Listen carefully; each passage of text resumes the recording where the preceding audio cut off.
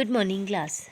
पिछली क्लास में हमने जो वेटेकर थे उनके पंचजगत अवधारणा के बारे में पढ़ा, जिसमें हमने 5 जगत पढ़े थे: मोनेरा, प्रोटिस्टा, फंजाई, प्लांटी और एनिमेलिया। और उन पांचों ही जगतों के अंदर विशेषताएं मैंने आपको बताई थी, उनके एग्जाम्पल्स भी बताए थे। आज हम बात करते हैं प्लांटी के और कितने भागों में इसको बांटा गया है, कितने वर्गों में। पौधों में प्रथम स्तर का वर्गीकरण इन तथ्यों पर आधारित है कि पादप शरीर के प्रमुख घटक पूर्ण रूपेण विकसित हैं या विभेदित हैं या फिर नहीं है। वर्गीकरण का अगला स्तर जो है वो पादप शरीर में जल और अन्य पदार्थों के संवहन करने वाले विशिष्ट ऊतकों की उपस्थिति के आधार पर होता है। तो पादपों में जो वर्गीकरण का पहला जो आधार है वो ये है कि पादपों का शरीर जो है वो कैसा है, वो पूर्ण रूप से विकसित है या फिर विभेदित है या फिर विभेदित नहीं है, यानी इसमें जड़ तना पत्ती ये है या फिर नहीं। ऐसे ही हम बात करें वर्गीकरण का अगला स्तर पादप शरीर में जल और अन्य पदार्थों को संवहन करने वाले विशिष्ट ऊतकों की उपस्थिति के आधार पर होता है। इसके बाद वर्गीकरण प्रक्रिया के अंतर्गत यह देखा जाता है कि पौधों के अंदर बीज धारण करने की क्षमता होती है या फिर बीज धारण करने की क्षमता नहीं है, बीज बनते हैं या नहीं बनते। यदि बीज धारण की क्षमता है तो बीज फल के अंदर विकसित होता है या फिर नहीं। तो इस आधार पर पादपों को कई अलग अलग वर्गों में बांटा है। हम बात करते हैं शारीरिक संरचना के आधार पर, तो यहाँ पे इसका सबसे पहला जो प्रकार है वो है थैलोफाइटा। ध्यान रखिए, थैलोफाइटा। इस वर्ग के अंदर जो पौधे आते हैं ना, इनके अंदर शरीर जो होता है पादपों का, या जो पौधे होते हैं इनका शरीर जो है जड़ तना पत्ती में विभेदित नहीं होता है। इन पौधों की शारीरिक संरचना में विभेदीकरण नहीं होता। थैलोफाइटा को आपको याद करने का एक सिंपल सा तरीका है, थैलो मीन्स थैले के जैसा, थैले की जैसी संरचना वाले पौधे। अब आप ये सोच रहे होंगे कि इस ऐसी संरचना के पौधे कौन से हैं जिनमें जड़ नहीं होती, तना नहीं होता, पत्तियाँ नहीं होती। तो जो शैवाल होती है, जिसे हम सामान्य भाषा में काई कहते हैं, ये जो है अपना जो भोजन स्वयं बनाती है और इनमें जड़ तना पत्ती नहीं पाई जाती।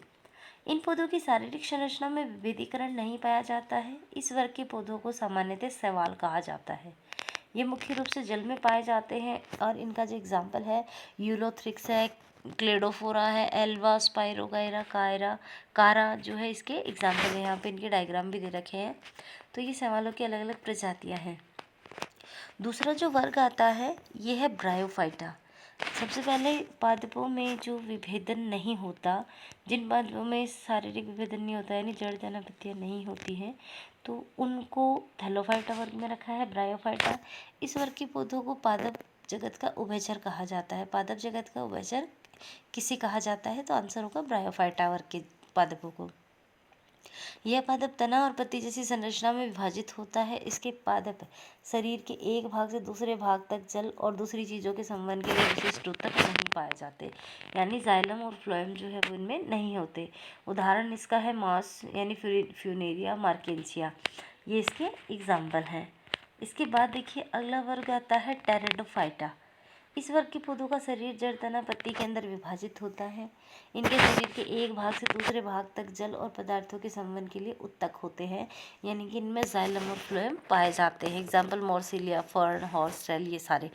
तो यहाँ पे जो 3 समूह बने हैं जो है थैलोफाइटा, ब्रायोफाइटा और टेरिडोफाइटा, तो ये जो है संवहनी उत्तकों की उपस्थिति के आधार पर और शारीरिक संरचना के आधार पर 3 प्रकार इनके बनाए गए हैं।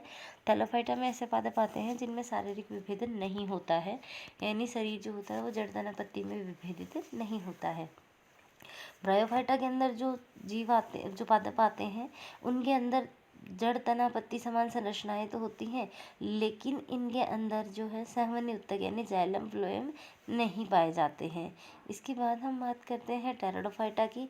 और तो टेरिडोफाइटा है उसमें जो पादप आते हैं इनमें संवहनी उत्तक पाए जाते हैं।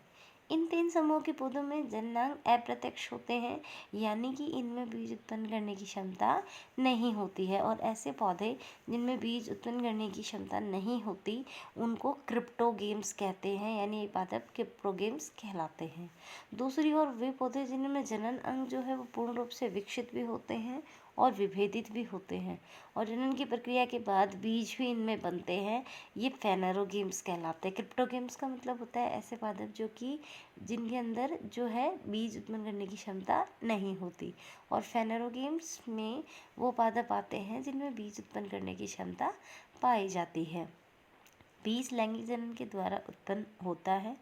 बीज के अंदर भ्रूण के साथ संचित खाद्य पदार्थ होता है, जिसका जो है उपयोग भ्रूण के प्रारंभिक विकास और अंकुरण के समय होता है। ध्यान रखें, बीज जो होते हैं इनके अंदर जो पोषक पदार्थ होते हैं ये भंडारित होते हैं, स्टोर रहते हैं, और जब इसका उपयोग जो भ्रूण का विकास होता है, अंकुरण की जो प्रक्रिया जब होती है तब होता है। बीज की अवस्था के आधार पर जो है वो पौधों को पुनः दो भागों में बांटा है, एक तो जिम्नोस्पर्म और एक है एंजियोस्पर्म। जिम्नोस्पर्म जो है जिनके ऐसे पौधे जिनके अंदर बीज जो है नग्न उत्पन्न होते हैं, और एंजियोस्पर्म जो है जिनमें फल के अंदर, जिन पौधों के फल के अंदर बीज बनते हैं वो एंजियोस्पर्म, और जिनमें नग्न बीज होते हैं वो जिम्नोस्पर्म पादप कहलाते हैं। तो ये जो आपका आज का टॉपिक है ये कंप्लीट होता है। हमने यहाँ पे जो पेड़ पौधे हैं, प्लांट की जो जगत है उसको 5 भाग देखे, 5 और वर्ग देखे, जो कि थैलोफाइटा, ब्रायोफाइटा, टेरिडोफाइटा और जिम्नोस्पर्म, एंजियोस्पर्म हमने देखा। ऐसे ही क्रिप्टोगेम्स और फेनेरोगेम्स दो अलग अलग प्रकार हैं। बीज धारण करने की क्षमता के आधार पर पादपों के दो भागों में इनको बांटा गया है। फेनेरोगेम्स जिनके अंदर बीज उत्पन्न होते हैं, और क्रिप्टोगेम्स ऐसे पादप जिनमें बीज उत्पन्न नहीं होते हैं। तो ये जो आपका आज का टॉपिक है ये कंप्लीट होता है। नेक्स्ट आपको क्या करना है, जो होमवर्क है वो मुझे सेंड करना है। Thank you.